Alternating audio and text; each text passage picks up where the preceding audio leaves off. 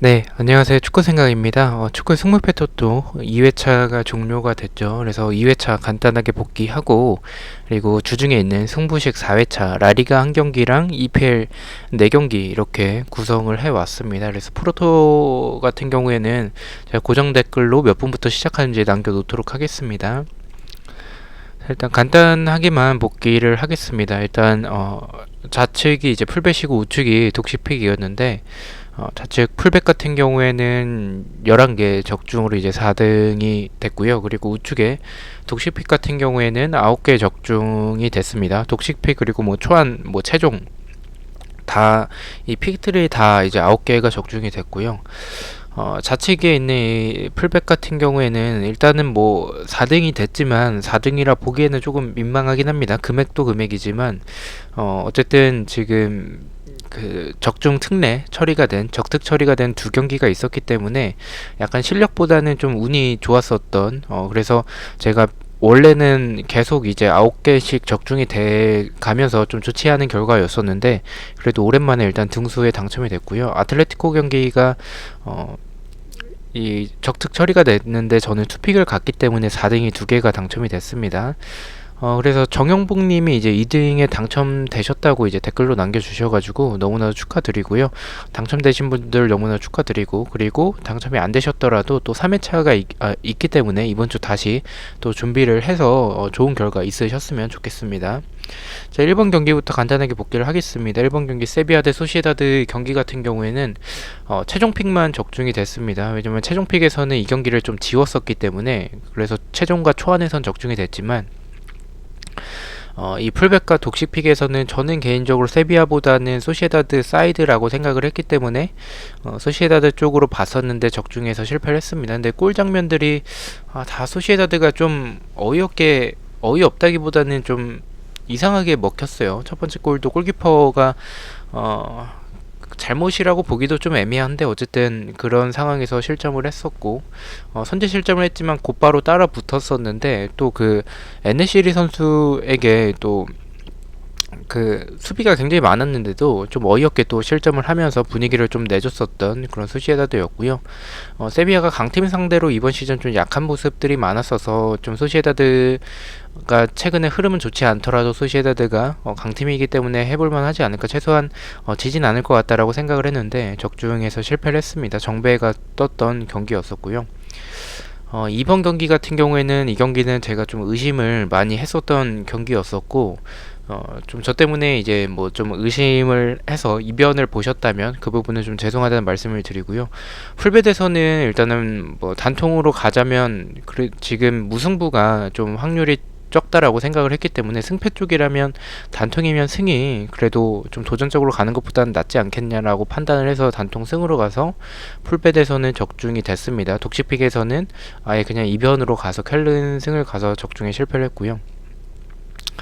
3번은 볼프스부르크 사이드로 생각을 했었고, 선제골을 볼프스부르크가 넣어서 이 경기 무난하게 볼프스부르크가 승리하거나 최소한 무승부는 하겠다라고 생각을 했는데 이제 역전을 당했었죠. 그 퇴장 한 명을 당하면서 아놀드 선수가 퇴장을 당하면서 그래서 한 명이 퇴장당했길래 이 경기는 우니온 베를린이 이기겠구나라고 생각을 했는데 어쨌든 페널티킥으로 동점골을 만들면서 무승부가 됐었고, 개인적으로는 이 경기를 좀 투페이크로 갔었던 부분을 좀 잘했던 것 같습니다. 왜냐면 저는 볼프스부르크 승 쪽만 좀 바라보고 있었던 그런 경기였었기 때문에 그 부분에서는 그래도 이 무승부까지 바치길 잘했다라는 생각이 들었고 적중이 됐습니다.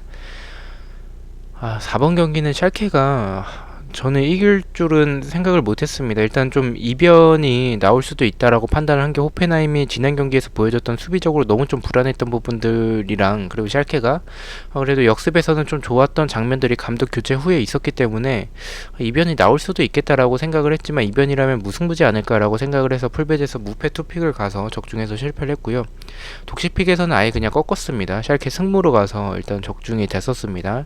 이 경기는 좀 예측을 거의 못했었던 그런 경기였었던 것 같고요. 5번 경기는 마인츠 대 프랑크푸르트. 이 경기는 좀 저는 개인적으로 무승부에 조금 더 중점을 뒀었던 경기였었는데 프랑크푸르트가 무난하게 승리를 했죠. 승리를 하면서 뭐 적중이 되긴 했지만 이 경기는 좀 너무 의심을 했었던 것 같습니다. 프랑크푸르트를 믿지 못하고 마인츠가 이 정도로 못할 줄 몰랐는데 아예 그냥 뭐 굉장히 못했었던 그런 마인츠였었고요. 6번 경기는 풀백과 독식백 둘 다 승무로 갔는데 이 경기는 적중 특례가 됐기 때문에 넘어가도록 하겠습니다. 독식픽에서 좀 아까웠던 부분은 아틀레티코 승무 투픽 갔었고, 그리고 13번 경기 엘체 경기도 무패 투픽으로 갔었는데 투픽으로 간 두 경기가 다 적중 특례가 되면서 좀 폴더가 좀 아까웠었던 그런 경기였던 것 같습니다. 7번 그라나다 대 바르셀로나 경기는 이 경기는 의심을 하지 않고 모든 픽에서 다 그라나다 패로 갔었기 때문에 이 두 팀의 맞대결이나 이런 여러가지 배당적인 확률이나 이런 부분 봤을 땐 무승부 없이 승패로 나눠질 배당이어서 그렇게 본다면 그라나다의 승을 가기에는 최근에 바르셀로나가 덴벨레 선수 복귀하고 나서 굉장히 좋은 폼을 보여주고 있었기 때문에 저는 바르셀로나가 이길 거라고 판단을 해서 그라나다의 단통 패로 가서 적중이 됐습니다. 8번 경기는 제가 라이프치히의 단통 패만 좀 바라봤었다가 단통 패를 가기에는 라이프치히의 최근 흐름과 홈에서의 경기력이 좀 좋았고 이제 홈에서의 전적이 좋았기 때문에 안전하게 무승부까지 바치는 게 낫겠다라고 판단을 해서 무패 투픽으로 가서 일단 적중이 됐긴 했지만 그냥 제 생각대로 그냥 라이프치히의 단통 패만 가져갈까라는 생각이 좀 들었을 정도로 조금은 아쉬웠었습니다. 그래도 도르트문트가 지지 않는다라는 그런 생각을 가지고 있었기 때문에 방향 자체도 맞았고 일단 적중이 됐기 때문에 그 부분은 다행으로 생각을 하고요. 그리고 라이프치히가 못하진 않았어요. 근데 이 도르트문트가 홀란드는 뭐 제공권이나 뭐 스피드나 슈팅력이나 너무 잘하는 것 같습니다. 어쨌든 이런 앙헬리뇨가 좋은 모습을 보여줬지만 양날의 검처럼 그로 인해서 수비적인 부분에서는 역습이 좋은 도르트문트 상대로 실점을 하면서 이제 패배를 했었습니다. 9번 같은 경우에는 제가 에이바르 사이드로 대부분의 픽들에서 에이바르 사이드로 갔었는데 독식 픽에서만 레반테 승으로 갔었던 게 일단은 배당이나 구매율이나 투표율이나 모두 좀 레반테 쪽이긴 해서 제 생각이 좀 틀릴 수도 있기 때문에 아예 에이바르 쪽으로 가지 않고 레반테로 가서 독식 픽만 적중이 됐고 나머지 픽들에선 다 적중에 실패를 했습니다. 저는 이 경기는 좀 무승부에 좀 많은 픽들을 썼었는데 적중에서 좀 많은 픽들에서 실패를 했었고요. 10번 경기는 이 경기는 다 단통으로 아우크스부르크의 패로 갔었기 때문에 적중이 됐습니다. 슈투트가르트가 원정에서 좀 좋고 아우크스부르크가 최근에 보여주는 경기력이 좀 너무 좋지 않다라고 판단을 해서 저는 슈투트가르트로 모든 픽에서 다 가져갔고요. 적중이 됐습니다. 11번 경기도 이 경기도 좀 무승부에 조금 더 중점을 좀 많이 뒀었던 경기였었는데 이 경기가 일단은 알라베스가 이 카디스의 이런 수비를 봤을 때 수비적으로 나온다면 알라베스의 이런 역습이 통하지 않을 것 같다라고 생각을 해서 카디스 사이드로 봤었던 경기였었고요. 무승부가 없을 수도 있을 것 같고 그리고 오히려 13번과 11번 둘 중 한 경기는 무승부가 뜰 거라고 판단을 해서 그렇게 일단은 풀벳에서는 카디스를 승으로 가고 엘체를 무승부로 갔는데 일단 엘체는 적중 특례가 됐었고 카디스를 승으로 가면서 적중이 됐습니다. 이 경기는 아직 보지 못해가지고 경기를 그 초안 찍기 전까지 한번 다시 돌려봐야 될 것 같습니다. 12번 경기는 아르미니 대 헤르타 베를린의 경기고요. 이 경기는 제가 지웠었죠. 일단은 좀 의심을 좀 많이 했었던 경기였었고 이거는 사실 공격적인 모습만 보면 이거는 헤르타 베를린 경기력 봤을 때 헤르타로 갔어야 되는데 헤르타 베를린의 수비가 좀 너무 좀 불안하지 않나라는 생각이 들었고 헤르타 베를린의 결정력도 최근에 그렇게 좋다라는 생각이 좀 들진 않아가지고 아르미니 이변을 만들어낼 수 있을 것 같다라고 판단을 했습니다. 근데 이변이면 아르미니가 일단 홈에서 무승부가 없었고 13경기째 무승부가 없었던 모습이 있었기 때문에 이 경기는 승패로 나눠지지 않을까라는 생각을 해서 이 풀벳에서는 아예 그냥 지웠고요. 그리고 독식픽에서는 이변 쪽으로 좀 가져가서 아르미니의 승으로 가져가서 투픽 다 일단은 적중이 됐습니다. 13번 경기는 엘체가 적중 특례이기 때문에 적중이 됐고요. 14번 경기는 약간 좀 똥줄승이긴 했어요. 경기를 봤는데 바이돌리드가 이제 발렌시아 상대로 좀 불리하다라고 생각을 했습니다. 상성적으로. 근데 발렌시아가 계속 경기를 좀 답답하게 좀 흘러가고 좀 골대를 계속 맞추면서 이 경기 무승부로 끝나겠다라고 했는데 솔레르가 뜬금없이 그냥 중거리 때려가지고 그 한 골이 들어가면서 적중이 됐습니다. 어쨌든 이렇게 좀 오랜만에 좀 등수에 들었는데 도움이 되셨으면 이 도움이 되시는 분들이 계시다면 계속 이제 방송을 할 예정이니까 일단 너무 많은 것을 참고하시지 마시고 그냥 좋아 보이는 것들만 제 거에서 골라 가시면 좋은 결과가 있지 않을까라고 생각을 하고 있습니다. 자, 이제 프로토로 넘어가도록 하겠습니다. 네, 승부식 4회차 총 5경기를 준비를 했고요. EPL과 라리가 경기들이 더 있는데도 불구하고 좀 애매해 보이는 경기들을 뺐습니다. 뭐 라리가에서 아틀레티코 대 세비야 경기, 그 경기는 세비야가 강팀에게 좀 약하기 때문에 아틀레티코 쪽으로 좀 보려다가 소시에다드를 잡아내는 모습을 보고 이 경기 프로토로 가져가면 안 되겠다라고 판단을 해서 그 경기 뺐고요. EPL도 나머지 경기들이 있었는데 뭐 셰필드 경기든 뭐 좀 애매한 경기들이 좀 많아가지고 그런 경기들은 다 뺐습니다. 좀 안전해 보이는 경기들만 꼽아왔고요. 일단 좋아 보이는 것들만 이것도 마찬가지로 승부패처럼 골라 가시면 조합을 잘 하시면 좋은 결과가 있지 않을까라고 생각을 하고요. 1번 경기부터 말씀을 드리겠습니다. 벌리 대 맨유의 경기고요. 일단은 배당적인 확률은 패 쪽을 가리키고 있습니다. 네, 배당적인 확률을 일단은 1번 경기에서는 패 쪽을 가리키고 있고요. 일단 프로토 같은 경우에는 경기력이나 이런 부분들을 간단하게만 말씀을 드리겠습니다. 일단은 벌리 같은 경우에는 지금 홈에서는 2연승을 하고 있고요. 맨유 같은 경우에는 맨유도 일단 리그에서 2연승을 하고 있고 바이 선수가 일단 결정 예정이고 상대 전적은 1승 1무 3패로 맨유가 좀 우세한 모습을 보여주고 있습니다. 벌리는 뭐 역습이나 크로스, 세트피스 이런 부분들이 좋은 팀이고요. 맨유 같은 경우에는 좀 결정력이 조금 아쉬운 부분들이 있긴 하지만 그래도 공간이 있을 때나 최근에 맨유가 너무 잘하는 것 같습니다. 지금의 맨유의 모습들을 본다면 이번 시즌 너무나도 좋은 모습을 지속적으로 보여주고는 있는데 마샬의 이런 기복 있는 플레이가 그 부분은 조금 아쉽다라는 생각이 듭니다. 맨유는 이 포워드만 좀 제대로 된 선수만 있으면 리그 우승도 도전, 지금도 물론 도전을 하고 있지만 더 이제 높은 위치까지 올라갈 수 있지 않을까라는 생각을 가지고 있는 팀이고요. 이 경기는 뭐 승무패로 보면 벌리의 패로 가겠습니다. 이 경기는 의심하고 있지는 않고요. 벌리가 최근에 보여주는 경기력도 그렇고 수비적으로 이런 뒷공간에 대한 불안함이 굉장히 많습니다. 벌리가 좀 이런 라인을 좀 낮게 형성하는 팀은 아니기 때문에 이런 역습이나 뒷공간에 좀 취약한 점들은 맨유의 장점인 공간이 있을 때 좋은 모습들, 그리고 포그바도 최근에 좀 살아나고 있고 포그바뿐만이 아니라 뭐 페르난데스는 원래 잘했고 마샬도 그래도 지난 경기 그 리그 경기에서 득점을 했었기 때문에 이 경기는 맨유가 무난하게 승리하는 경기가 되지 않을까라고 생각을 하고 있습니다. 벌리의 패를 바라보고 있고요. 언어버 같은 경우에는 오버를 말씀을 드리겠습니다. 벌리의 이런 불안한 수비를 생각을 해봤을 땐 맨유가 좀 많은 득점을 할 수 있지 않을까라는 생각을 하고 있습니다. 하지만 맨유의 수비도 이런 제공권에 대한 불안함이 있다라고 생각을 합니다. 특히나 뭐 세트피스나 크로스에서 좀 실점하는 그런 장면들이 가끔가다 나오는데 그런 부분들은 벌리의 장점을 살려낼 수 있지 않을까, 벌리 역시 득점이 가능하지 않을까라고 생각을 해서 오버를 말씀을 드리고요.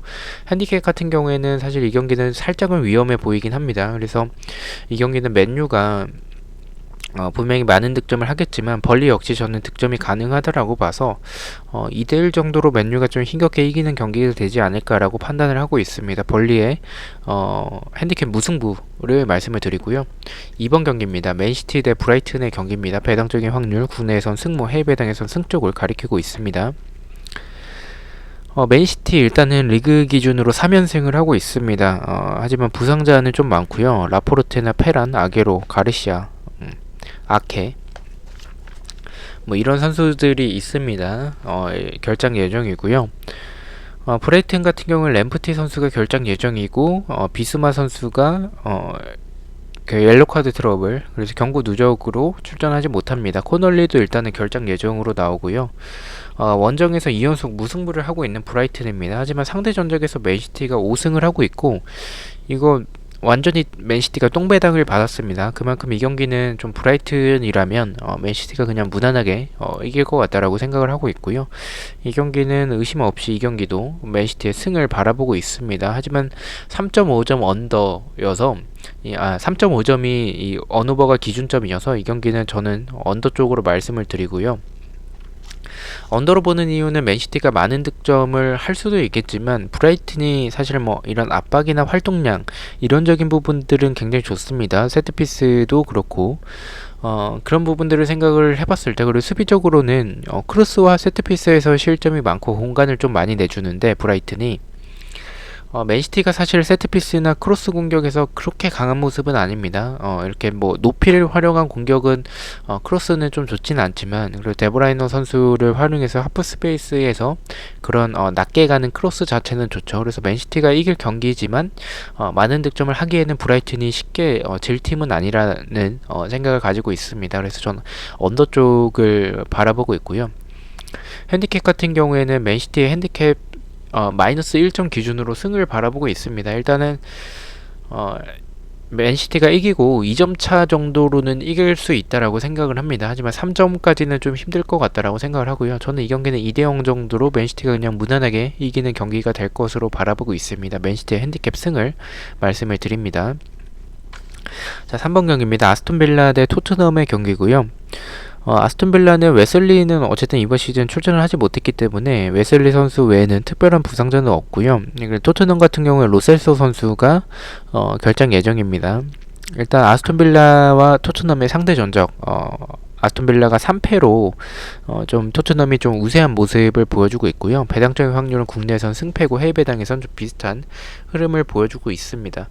근데 이 경기는 사실 승부패에서는 조금 애매한 경기인 것 같고, 차라리 원오버 쪽이 조금 더 좋지 않을까라고 판단을 하고 있습니다. 왜냐면 아스톤 빌라가 최근에 보여주는 이런 크로스 공격, 그리고 그릴리시 너무 잘하고요. 그리고 키퍼인 마르티네스 선수가 굉장히 잘 막아냈습니다. 잘 막는 모습들, 선방들이 굉장히 많기 때문에 토트넘이 이 경기는 좀 고전할 수도 있겠지만, 아스톤 빌라가 이 공격에 비해서 수비적으로 굉장히 좀 아쉬운 모습들이 많은 팀이에요. 그래서 그런 부분들을 생각을 해본다면 그래도 토트넘이 지금의 케인과 손흥민이 너무나도 좋은 모습을 지속적으로 보여주고 있기 때문에 이 경기는 토트넘이 무난하게 이길 것으로 생각을 하고 있습니다. 아스톤 빌라의 패 쪽을 바라보고 있고요. 언어버 같은 경우에는 오버를 말씀을 드리겠습니다. 토트넘도 수비적으로 봤을 때 이 공격에 가담을 하는 그런 선수들이 분명히 많을 겁니다. 상대가 아스톤 빌라여서 수비적으로 극단적인 수비 라인을 형성할 것 같진 않아요. 그래서 어느 정도 좀 라인을 높일 것 같다라고 생각을 하고요. 그렇게 된다면 이 아스톤 빌라의 공격진이 굉장히 좋기 때문에 토트넘도 실점할 가능성이 있고, 아스톤 빌라 역시 실점할 가능성이 개인적으로 높은 경기라고 생각을 하고 있습니다. 그래서 오버 쪽을 말씀을 드리고요. 핸디캡 같은 경우에는 토트넘이 이기더라도 쉽게 이길 것 같지는 않습니다. 분명히 아스톤 빌라가 따라올 가능성이 높고, 이 경기는 좀 무승부도 고배당을 노리신다면 무승부도 조금 괜찮아 보이긴 합니다. 하지만 저는 아스톤 빌라의 패 쪽을 바라보고 있고, 핸디캡 무승부 1점 차의 승리를 바라보고 있습니다. 자, 4번 경기입니다. 그라나다 대 오사수나의 경기고요. 그라나다 같은 경우에는 바요 선수가 퇴장을 당해서 출전하지 못합니다. 로사노 선수가 결장 예정이고, 그라나다는 지금 2연패를 하고 있습니다. 오사수나 같은 경우에 톨로 브라사나크 선수가 결장 예정이고, 지금 4연속 무승부를 하고 있습니다. 그리고 로페즈 아빌라 선수도 결장 예정이고요. 상대 전적에서는 3승 1무 1패로 그라나다가 우세한 모습을 보여주고 있고요. 일단 오사수나가 일단 4연속 무승부 하고 있다라는 데이터를 참고로 해주시면 좋을 것 같아요. 일단 무승부가 굉장히 많은 상황에서 홈에서 좋은 그라나다 상대로 과연 또 무승부를 할까라는 조금 의문이 드는 경기고요. 그라나다의 이런 한방, 그리고 오사수나가 수비적으로는 제공권에 대한 불안함도 좀 있는 팀이고, 뒷공간에 대한 불안함도 좀 있습니다. 그래서 오사수나가 공격적으로는 개인 능력과 이런 크로스 공격들이 뒷공간을 노리는 모습들이 좋지만 수비적으로 봤을 때는 홈에서의 그라나다 상대로 이기진 못할 것 같다라고 생각을 합니다. 그리고 데이터적으로도 지금 4연속 무승부인 상황에서 5연부는 현실적으로 좀 힘든 그런 결과지 않을까라는 생각을 가지고 있습니다. 그렇게 본다면 저는 그라나다의 스윙이 가장 적합할 것 같다라고 판단을 했고요. 언어버 같은 경우에는 이 경기는 언더를 바라보고 있습니다. 그라나다가 결정력에서는 좀 아쉬운 모습을 많이 가져가는 팀이고 오사수나의 수비가 좋지 않더라도 그라나다가 많은 득점을 할 것 같다라는 생각은 없습니다. 그라나다의 수비도 일단 침투나 공간에 대한 불안함을 가지고 있지만 오사수나의 이런 결정력도 좋은 팀은 아니라고 생각을 하기 때문에 이 경기는 좀 저득점 경기가 되지 않을까라는 생각을 가지고 있어서 언더 쪽을 말씀을 드리고요. 핸디캡 같은 경우에는 핸디캡 무승부로 그라나다가 좀 힘겹게 이기는 경기가 되지 않을까라고 생각을 하고 있습니다. 자, 5번 경기입니다. 아스날 대 크리스탈 팰리스의 경기고요. 아스날 같은 경우에는 가브리엘 그리고 파티 선수가 일단은 복귀할 수도 있어 보입니다. 일단 EPL 부상자 명단에서는 복귀 예정이라는 그렇게 나와져 있고요. 마르티넬리 선수는 결장 예정입니다. 지금 3연승을 하고 있는 아스날의 모습을 보여주고 있습니다. 크리스탈 팰리스 같은 경우는 위컴, 실럽, 그리고 사코 선수가 결정 예정이고요. 1승 3무 1패를 하고 있습니다. 두 팀은 따로 설명드리진 않겠습니다. 크리스탈 팰리스는 선수비 후 역습에서의 이런 압박이나 그리고 공격진의 능력, 역습 이런 부분들이 굉장히 좋지만 선제골을 먹히게 되면 좀 무너지는 팀이고요. 아스날 같은 경우에는 마르티넬리 선수와 사카, 스미스로우 이런 선수들이 굉장히 좀 좋은 폼을 보여주고 있었는데 마르티넬리가 출전하지 못하는 점은 좀 아쉽다라고 생각을 하고 있습니다. 배당적인 확률은 국내선 승패 쪽, 해외 배당에선 승부 쪽을 가리키고 있는데 저는 개인적으로 이 경기는 조금 이변으로 바라보고 싶습니다. 아스날이 지금 3연승을 하면서 굉장히 좋은 분위기를 가져가고 있지만 상대 전적에서 아스날이 1승 3무 1패로 크리스탈 팰리스 상대로 좀 무승부가 많다라는 점과 크리스탈 팰리스를 좀 손쉽게 잡아내는 모습은 좀 없었던 것으로 기억을 하고 있습니다. 아스날이 홈에서의 이런 경기고 최근에 이런 흐름과 경기력이 굉장히 좋아지고는 있지만 마르티넬리가 없다라는 부분은 굉장히 좀 아쉬운 것 같고요. 그리고 아스날의 장점은 이런 역습입니다. 이런 역습에서 공간을 노리는 모습들이 굉장히 좋은 그런 모습들이 최근에 좀 많았었고 이번 시즌 그런 모습들에서 좋았던 부분들이 있었는데 분명히 크리스탈 팰리스는 라인을 내릴 겁니다. 그렇다면 아스날이 이 경기 좀 쉽게 득점하기에는 좀 어렵다라고 생각을 가지고 있고요. 또 이 경기는 또 아스날이 주구장창 크로스만 올리는 경기가 될 수도 있을 것 같다라는 생각을 하고 있습니다. 그렇게 크로스 올리다가 득점을 하지 못하고 결론적으로 이제 수정국한테 카운터를 맞는 어떻게 보면 저는 아스날이 질 수도 있을 것 같다라는 생각을 하고 있는 경기입니다. 그래서 저는 그런 부분을 봤었을 때 상성적으로 크리스탈 팰리스 상대로 아스날이 좀 불리한 경기가 되지 않을까라고 판단을 하고 있고요. 저는 무와 패 중에서 고르자면 무승부가 더 낫지 않을까. 왜냐면 아스날이 최근에 보여주는 경기력 자체는 좋기 때문에 저는 좀 지루한 경기 끝에 무승부가 될 것 같다는 생각을 가지고 있고요. 어느 번은 말씀드렸다시피 아스날이 크리스탈 팰리스 상대로 많은 득점을 하기에는 좀 상상적으로 어렵다라고 생각을 하고 있습니다. 언더 쪽을 말씀을 드리고 핸디캡 같은 경우에는 제가 무승부로 이변을 바라보고 있기 때문에 핸디캡 패를 말씀을 드리겠습니다. 자, 이렇게 5경기 공유를 드렸고요. 가장 추천을 드리는 픽을 말씀을 드리겠습니다. 1번 경기는 벌리의 패배, 2번은 맨시티의 승리, 3번은 아스톤빌라의 오버를 가장 추천을 드리고요. 4번은 그라나다의 언더, 5번은 아스날의 핸디캡 패 이렇게 가장 추천을 드리도록 하겠습니다. 자, 이렇게 5경기 중에서 제가 가장 안전하다라고 생각을 하는 제 나름대로 일단 조합을 해봤는데 일단 이 조합이 제가 조합을 그렇게 잘하지는 않습니다. 그래서 이 조합과 생각이 다르시다면 굳이 따라오시는 것을 추천드리진 않고요. 좋아 보인다라고 생각을 하시면 따라오시는 것도 좋지 않을까라고 생각을 하고 있습니다. 첫 번째 픽에서는 1.9배당으로 가져가 봤습니다. 일단은 첫 번째 픽에서는 1번 경기를 이제 벌리의 패배, 맨유의 승이죠. 그리고 두 번째는 아스톤 빌라의 오버 이렇게 투폴 조합으로 가져가 봤고요. 그리고 밑에 이 픽에서는 벌리의 오버 그리고 맨체스터 시티의 마이너스 1점, 마인 승, 핸디캡 승리 그리고 세 번째는 아스톤 빌라의 패배 이렇게 조합을 해봤습니다. 그리고 한 300원 정도가 남아가지고 그 300원 남은 돈으로 이렇게 좀 나름대로 고배당을 가져와 봤습니다. 31.2배인데 추천드리지는 않습니다. 제 생각으로 가져온 거고 조금 위험해 보이지만 좀 고배당 조합으로 세포를 가져와 봤고요. 첫 번째는 그라나다의 승리, 두 번째는 아스톤 빌라의 핸디캡 무승부, 세 번째는 아스날의 무승부 이렇게 가보도록 하겠습니다. 자, 일단 뭐 좋은 결과 있으시길 기원하고요. 저는 내일 승부패 3회차 경기들로 다시 찾아뵙도록 하겠습니다. 시청해주셔서 너무나도 감사드리고 구독과 좋아요 너무나도 감사합니다. 감사합니다.